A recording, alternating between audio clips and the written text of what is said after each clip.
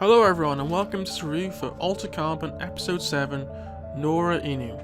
I hope that's the correct pronunciation anyway. So, this episode gave us quite a lot in terms of flashback. In fact, it's probably 90% flashback, which I thought I quite enjoyed it. I know it perhaps doesn't exactly develop the whole mystery of Bancroft murder and that sort of thing, but I did really quite like seeing his original sleeve played by Will Yun Lee, who was in Lost and I think it's Hawaii 5-0, and then you're seeing how he became who he was, how he joined the Protectorate, and how he killed his father, which was, I wasn't sure that was his father. I thought that was like a smuggler or something, but he did say in the previous episode that he knew that Isaac didn't have the rage to kill his father, so that's probably something that he's had from killing his own father.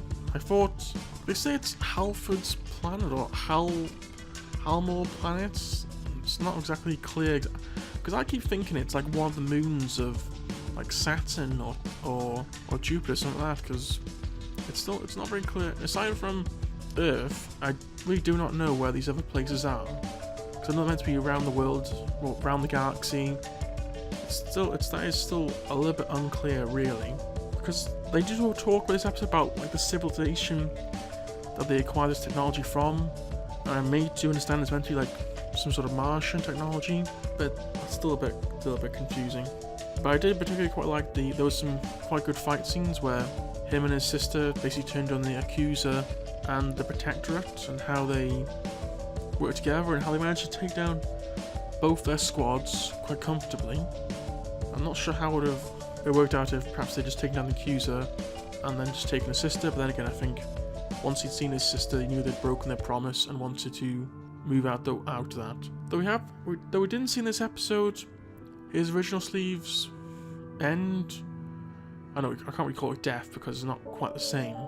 I suppose that's something to see in the future, because he gets away from Protectorate and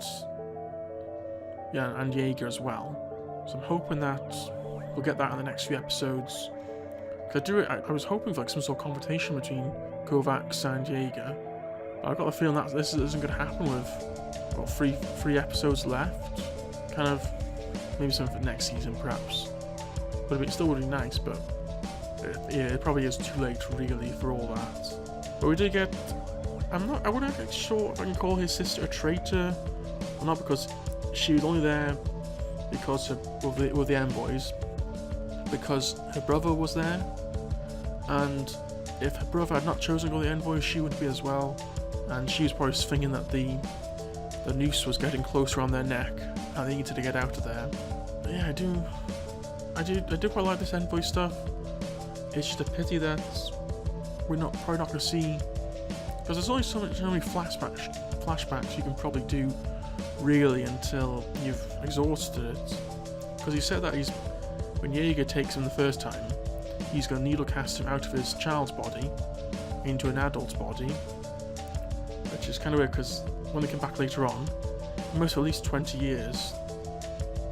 Probably 20 years for his sleeve to actually grow into become the man, because he says that they've been looking after his original skin, which worked out quite well.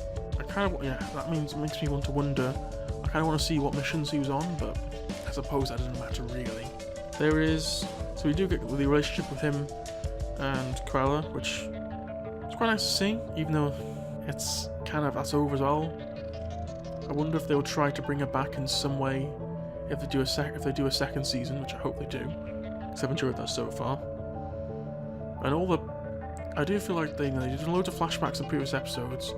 But you can see bits and pieces, like when they're doing the fighting sequence, that was from a previous episode and then brought into this one, and you can see how him and the other envoy weren't getting along, and how he slowly, got people work together.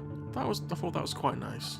Just hoping for a nice little throw, because obviously we found out she's been casting herself into multiple people, including Clarissa, who apparently persuaded Bancroft to defreeze or bring Kovacs out of storage. She's also been casting as Hemingway, who's another person who's trying to get after Kovacs, just to bring him in.